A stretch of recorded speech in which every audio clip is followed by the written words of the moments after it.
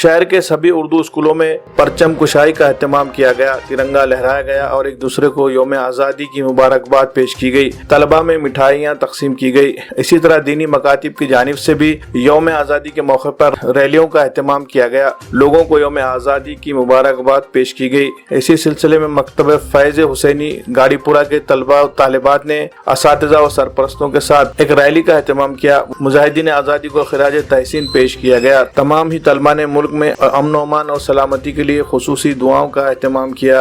Rally में शरीक सभी तलबा ने अपने अपने हाथों में कौमी परचम तिरंगा लिए हुए थे। मकतब के मुअल्लिम मौलाना वसीम हुसैनी ने रैली में शरीक सभी तलबा की हौसला अफजाई की और उन्हें यौम आज़ादी की मुबारकबाद पेश की।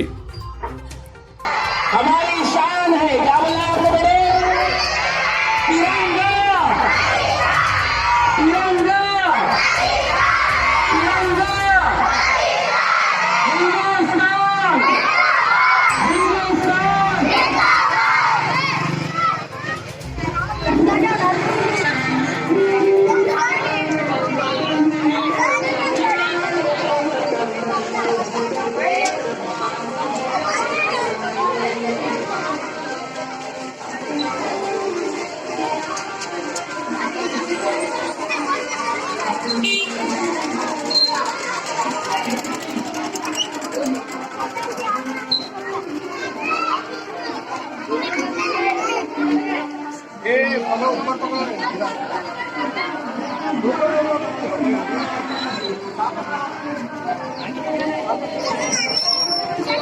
Thank you.